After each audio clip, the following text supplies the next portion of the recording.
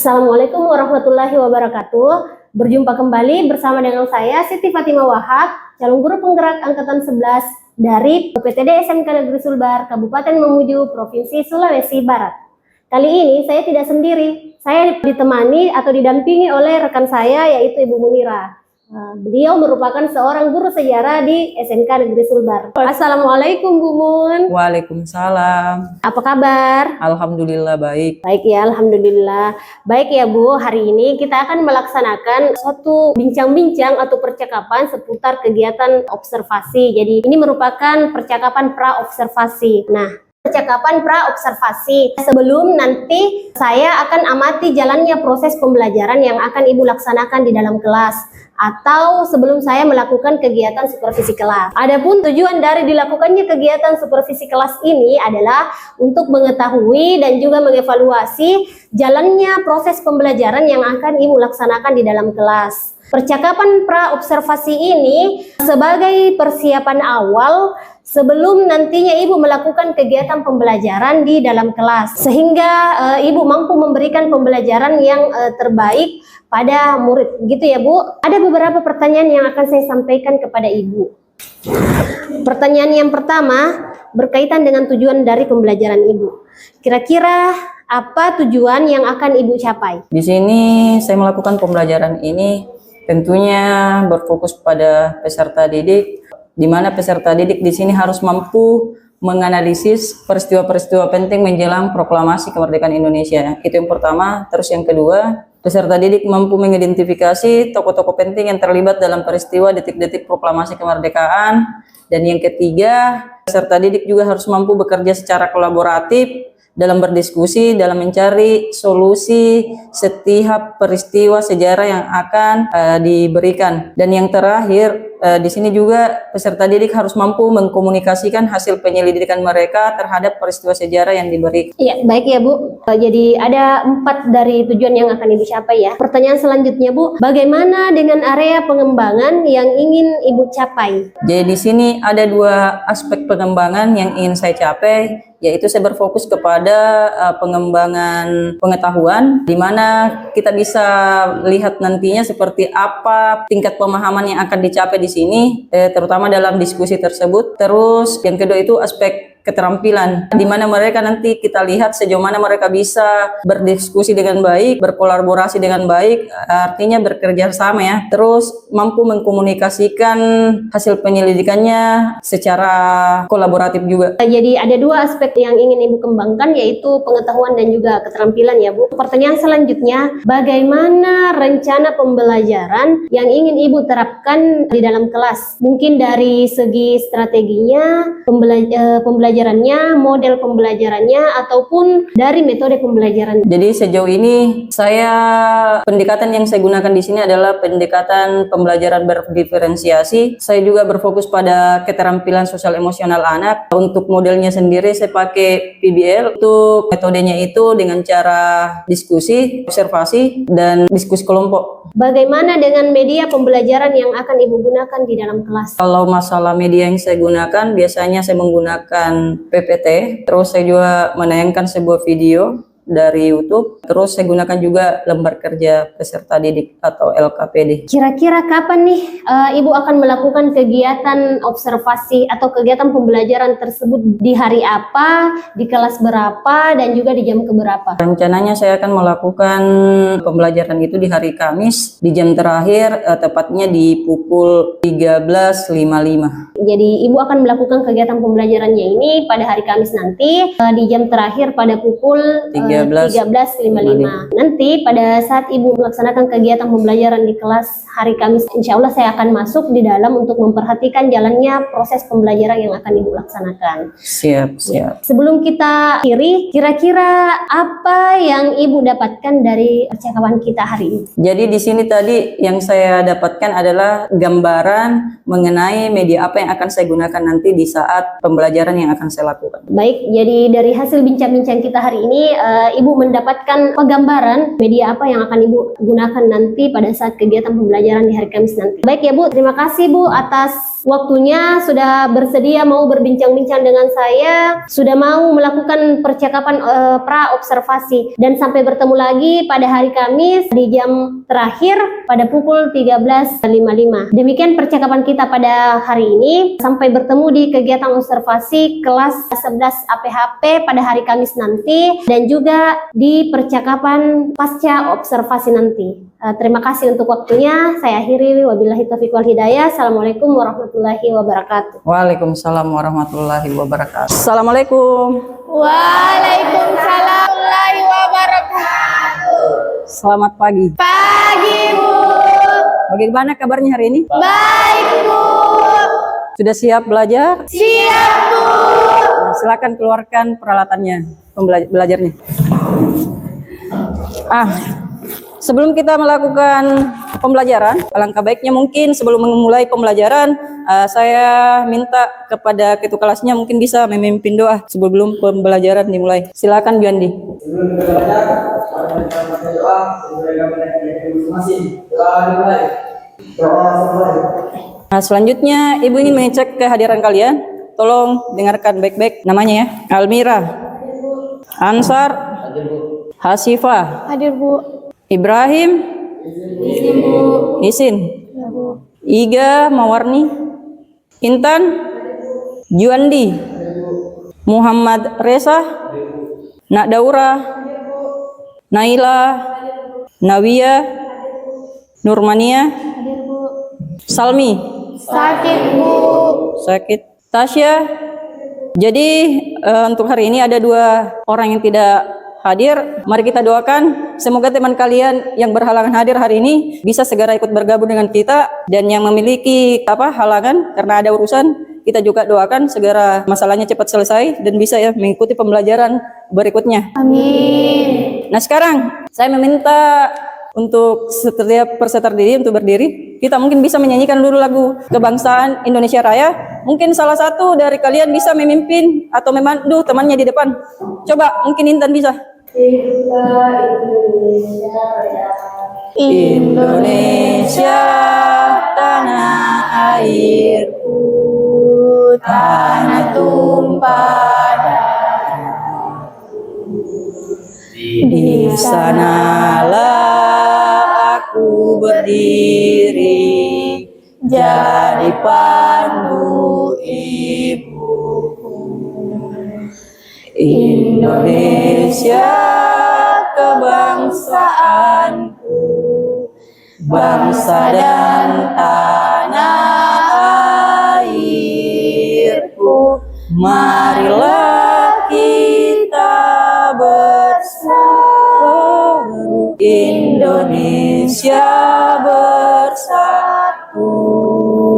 Hiduplah tanahku, hiduplah negeriku, bangsaku, rakyatku semuanya.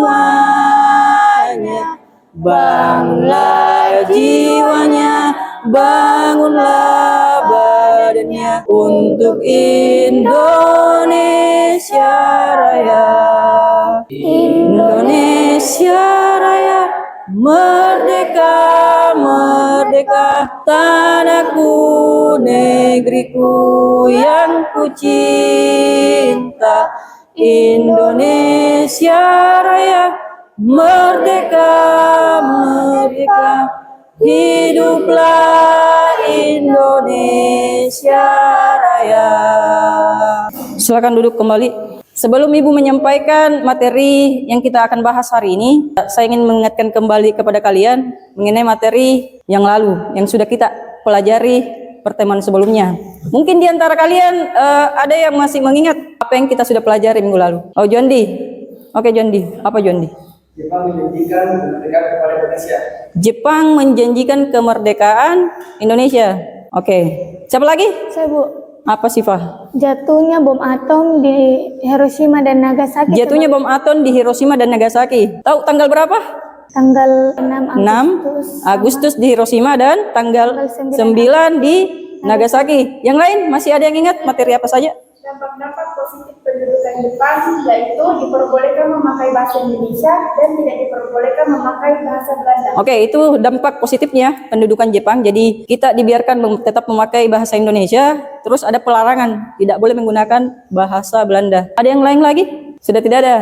Ternyata ya, masih luar biasa karena di antara kalian ternyata sudah masih banyak yang mengingat materi apa yang kita sudah bahas. Nah, sekarang untuk materi hari ini kita akan membahas tentang peristiwa detik-detik proklamasi kemerdekaan. Adapun tujuan pembelajarannya, di sini ada 4 tujuan pembelajaran yang harus kalian pahami. Yang pertama, peserta didik mampu menganalisis peristiwa-peristiwa penting menjelang proklamasi kemerdekaan. Kedua, peserta didik mampu mengidentifikasi tokoh-tokoh penting yang terlibat dalam peristiwa detik-detik proklamasi kemerdekaan. Jadi siapa saja yang terlibat dalam peristiwa menjelang proklamasi itu. Terus yang ketiga, peserta didik mampu bekerja sama secara kolaboratif, berdiskusi dalam mencari solusi terhadap peristiwa sejarah yang diberikan. Dan yang terakhir, peserta didik mampu mengkomunikasikan hasil penyelidikan mereka terhadap peristiwa sejarah yang diberikan. Masih ada mungkin yang ingat kesepakatan kelas yang sudah kita buat sebelumnya. Saya cuma ingin mengingatkan kembali, selama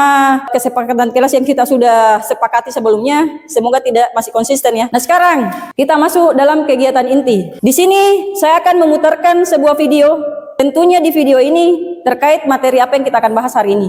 Jadi saya minta sampai akhir video silakan disimak baik-baik karena di sini akan membahas beberapa peristiwa yang akan kita bahas hari ini. Bisa ya? Bisa, Bu. Oke. Rakyat Indonesia dan para tokoh pejuang Indonesia telah melalui satu fase sulit dan bersusah payah melakukan perlawanan terhadap bangsa penjajah. Tidak hanya hitungan hari, namun ratusan tahun. Berikut beberapa peristiwa penting yang terjadi menjelang kemerdekaan Indonesia. Itulah tadi sedikit penjelasan singkat masalah peristiwa detik-detik proklamasi kemerdekaan. Dari tadi kan sudah dijelaskan ya beberapa peristiwa di dalamnya. Kalian sudah menyimak baik-baik. Di sini saya punya pertanyaan. Kalian harus menyimak Pak? Menyimak. Saya akan membagi kelompok ya. Nanti kalian bisa diskusikan kembali pertanyaan saya dengan kelompok kalian. Di sini saya akan membentuk 3 kelompok sesuai minat bakat kalian. Untuk kelompok 1 akan mendiskusikan peristiwa Rengas Dengklok. Kelompok 2 perumusan teks proklamasi. Dan untuk kelompok 3 pelaksanaan proklamasi kemerdekaan. Nah, bisa mungkin diperhatikan dulu. Saya kasihkan petunjuk untuk cara mengerjakan LKPD. Jadi di sini ya, tolong perhatikan. Di sini ada petunjuknya, ada 4. Ada 4. Bahan bacaannya sudah ada juga di belakang di LKPD-nya. Silakan manfaatkan buku paket. Bisa juga menggunakan HP. Kalau misalkan bahan bacaannya kurang, bisa mungkin mencari informasinya di internet juga. Silakan. Dan di sini ada juga QR code ya. Di sini ada materi juga di dalam. Silakan manfaatkan. 15 menit cukup. Cukup. Jadi silakan dikerjakan secara kelompok ya, bekerja sama. Manfaatkan bahan bacaannya, terus buku paketnya, dan silakan gunakan HP-nya untuk mencari informasi kalau misalkan ada yang kurang jelas atau tidak menemukan jawabannya. Oke, silakan dikerjakan. Oke, kalau misalkan nanti ada yang merasa kesulitan, silakan angkat tangan.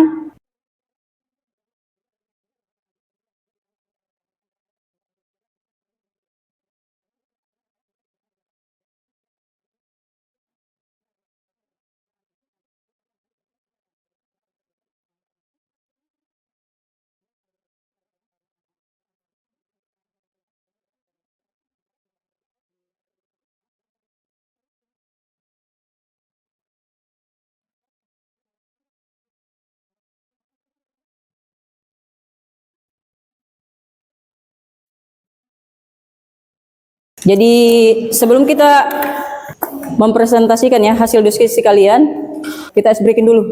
Bisa ya? Bisa, Bu. Ice breaking. Coba berdiri semua. Jadi untuk mencairkan suasana supaya semangatnya juga bisa kembali. Silakan pulpennya di tengah satu. Pulpennya di tengah satu. Jadi clue-nya seperti ini ya. Kalau saya bilang clap, ya silakan tepuk tangan. Kalau saya bilang bum, ya silakan pukul meja.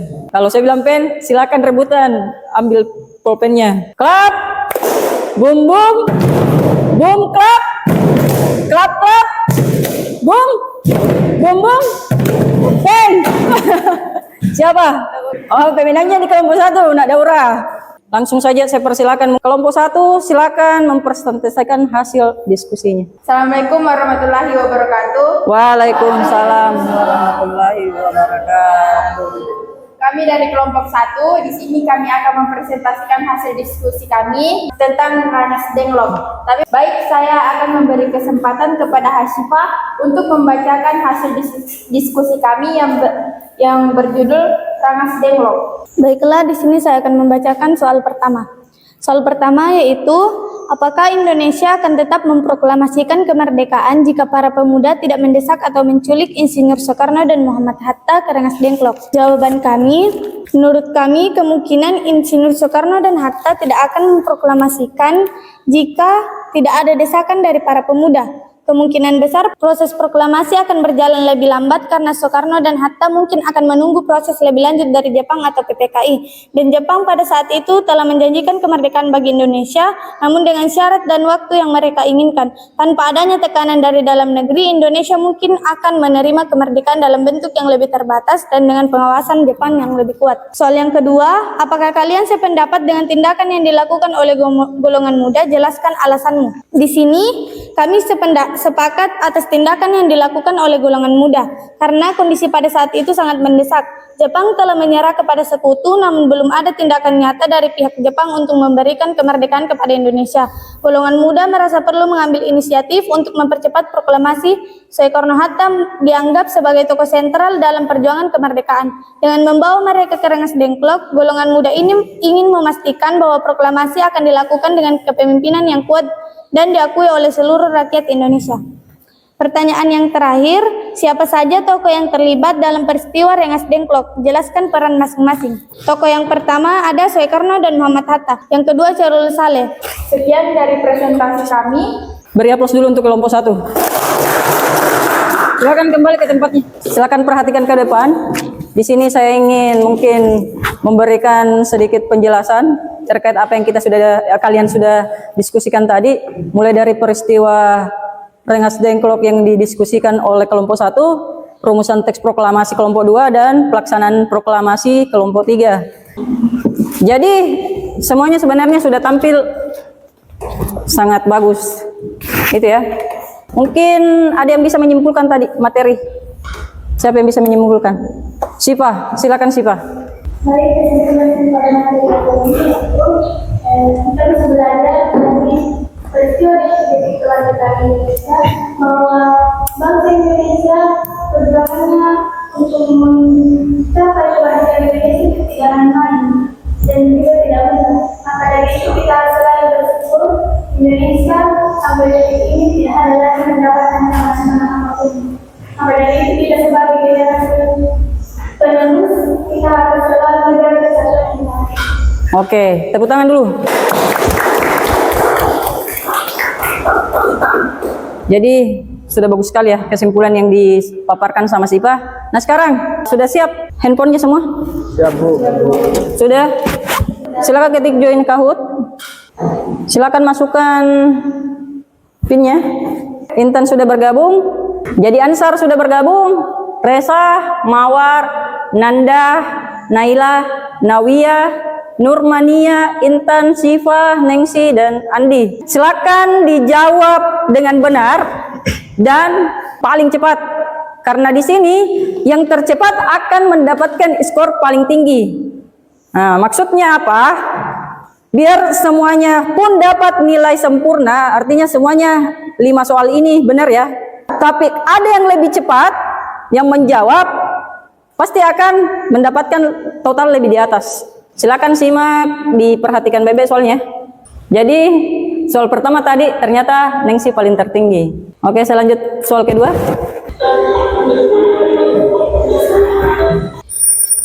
Ternyata tergeser Nengsi.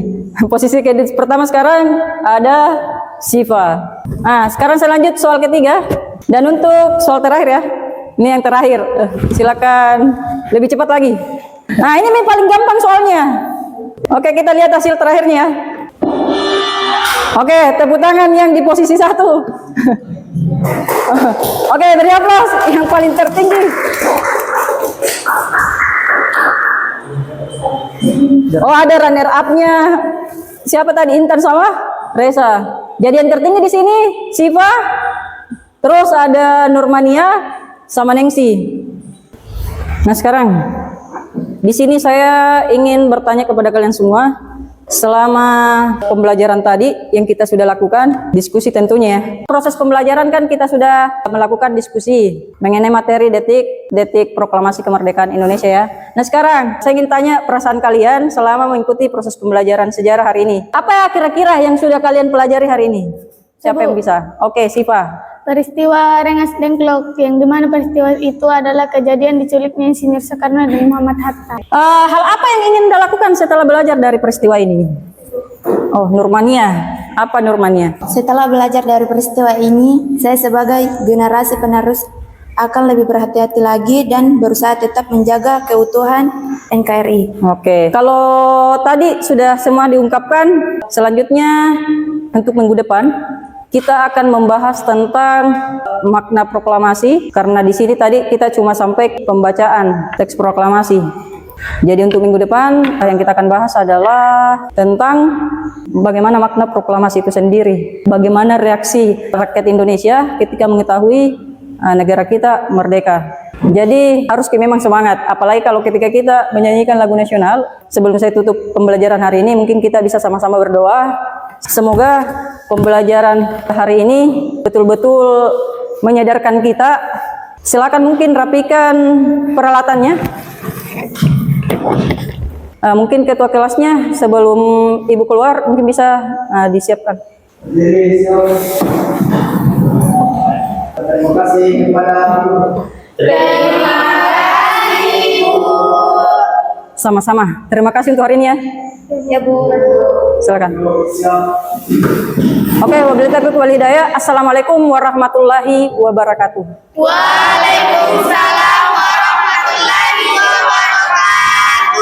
Bismillahirrahmanirrahim. Assalamualaikum warahmatullahi wabarakatuh. Bertemu kembali bersama dengan saya Siti Fatimah Wahab, calon guru penggerak angkatan 11 dari UPTD SMK Negeri Sulbar pada percakapan pasca observasi. Dan saya masih ditemani oleh Ibu Munira selaku guru sejarah yang telah saya observasi, dan kali ini saya juga didampingi oleh pengajar praktik saya Bapak Abu Rahman. Assalamualaikum Ibu Mun. Waalaikumsalam Bu Fatimah. Assalamualaikum Pak. Waalaikumsalam warahmatullahi wabarakatuh. Apa kabar ini? Alhamdulillah baik. Baik ya, alhamdulillah. Jadi adapun tujuan dari percakapan kita pada hari ini yaitu kita akan melakukan percakapan pasca observasi.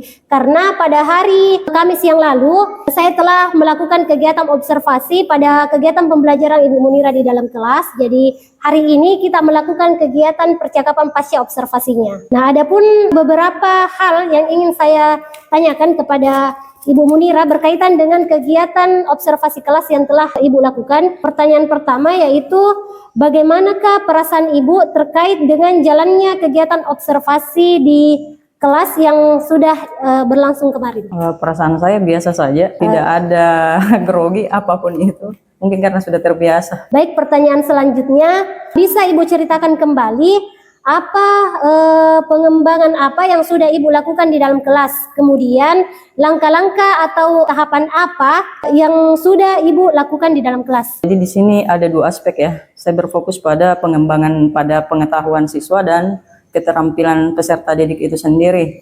Adapun langkah yang saya lakukan di sini saya kebetulan menggunakan pendekatan berdiferensi proses. Terus saya gunakan juga metode observasi, diskusi dan presentasi, dan model yang saya gunakan juga pada pembelajaran saya itu adalah IBL berbasis masalah ya. Dan selama pembelajaran itu alhamdulillah semuanya berjalan lancar sesuai sintak yang saya rencanakan. Ya, baik. Jadi Ibu Munira ini mengembangkan pembelajaran dengan atau problem based learning. Sekarang pertanyaan selanjutnya, menurut Ibu sejauh mana area pengembangan yang sudah Ibu sampaikan? Apakah sudah berhasil dilakukan atau belum? Alhamdulillah sejauh ini ketika saya melakukan pembelajaran di kelas ada peningkatan tentunya, terutama pada saat proses pembelajaran itu, baik pada saat diskusi, presentasi, di mana pada saat presentasi anak-anak sudah mulai berani berbicara di depan, terus keaktifan anak-anak untuk bertanya dan menjawab soal alhamdulillah sudah bisa siswa lakukan dengan baik juga. Pertanyaan selanjutnya Bu, kendala apa yang Ibu temui di dalam kelas? Apakah siswanya kurang aktif? Dan kalau misalnya siswanya kurang aktif, langkah apa yang Ibu lakukan agar siswa bisa aktif kembali? Oke. Dan untuk sejauh ini masalah keaktifan siswa mungkin alhamdulillah bisa bekerja sama juga. Cuma kendalanya mungkin di sini adalah ketika saya ingin menggunakan pendekatan diferensiasi produk itu agak kesulitan waktunya juga, masalah waktu, karena di sini saya cuma punya waktu 2 JP, otomatis pada saat saya ingin lakukan presentasi itu mungkin hanya satu kelompok saja yang bisa tampil. Jadi artinya terpotong kalau saya mau terapkan ini pendekatan berdiferensi secara keseluruhannya, baik itu kontennya, prosesnya, dan produknya itu. Makanya saya cuma di sini kadang-kadang masih kesulitan dan saya hanya gunakan berdiferensiasi proses itu saja. Padahal kita ketahui bahwa siswa di sini kan punya gaya belajar beraneka ragam. Dan itu yang masih sulit saya atasi Pak, karena pembagian materinya juga tidak mungkin saya samaratakan dengan yang punya kemampuan yang lebih dengan peserta didik yang masih di bawah. Di situ mungkin kendalanya. Oke, jadi kendalanya ada pada waktu ya? Waktunya. Oke, pertanyaan selanjutnya Bu, kira-kira rencana Ibu ke depannya ini apa? Tentunya saya berusaha terus untuk melakukan perbaikan apa yang menjadi kekurangan dan tantangan bagi saya di kelas, yaitu dengan cara mencari betul-betul apa yang diperlukan peserta didik di kelas sesuai kebutuhannya, karena kita tahu tadi karakteristik siswa sendiri itu kan bermacam-macam, itu beraneka ragam ya. Jadi di sini tadi saya akan upayakan bisa menyediakan materi, menyesuaikan materi sesuai kebutuhan siswa yang beragam ini. Pertanyaan selanjutnya, kira-kira kapan nih Ibu akan melakukan perubahan dengan rencana yang sudah Ibu sampaikan? Mulai hari ini bisa. Bisa dimulai? Maksudnya mulai dari sekarang, pada saat mungkin saya masuk di kelas untuk melakukan pembelajaran berikutnya. Oke, baik ya, terima kasih banyak Bu Munira sudah mau menjawab pertanyaan dari saya. Mudah-mudahan apa yang Ibu sudah rencanakan bisa berjalan dengan lancar ke depannya nanti. Baik, untuk selanjutnya saya berikan kesempatan kepada Bapak pengajar praktik untuk memberikan umpan baliknya terkait kegiatan pasca observasi yang sudah saya lakukan bersama dengan rekan saya Ibu Munira. Silahkan. Baiklah, saya akan memberikan umpan balik bahwa di dalam pelaksanaan pembelajaran itu jika model metodenya kita sesuaikan dengan materinya, tidak semua juga harus kita ambil misalnya diferensiasinya, KSE-nya. Jika materinya tidak menuntut itu jangan dilakukan karena akan menyita waktu, karena waktunya 2 JP kita sesuaikan dengan model pembelajarannya, jadi gaya belajarnya, metodenya kita sesuaikan agar tujuan dari pembelajaran kita itu dapat tercapai. Tentunya juga penguatannya kepada siswa harus juga dapat tercapai. Demikian Ibu, tolong lebih semangat lagi untuk meningkatkan mutu pembelajaran kita sehingga tujuan pembelajaran yang kita rancang itu tadi betul-betul dapat tercapai dan dipahami oleh siswa. Demikian. Terima kasih. Baik Pak, terima kasih atas umpan baliknya Pak terkait dengan kegiatan observasi dan juga percakapan pasca observasi yang sudah saya lakukan. Akhirnya rangkaian dari kegiatan observasi atau supervisi akademi ini sudah selesai, mulai dari kegiatan percakapan pra observasi, kemudian kegiatan observasi di kelas itu sendiri, dan sekarang adalah kegiatan percakapan pasca observasi. Saya ucapkan banyak terima kasih atas kerjasamanya kepada Ibu Munira dan juga Bapak pengajar praktik saya. Terima kasih untuk kerjasamanya. Jadi saya akhiri kegiatan ini dengan mengucapkan alhamdulillahirabbil-alamin dan wabillahi taufiq wal hidayah. Assalamualaikum warahmatullahi wabarakatuh. Waalaikumsalam warahmatullahi wabarakatuh.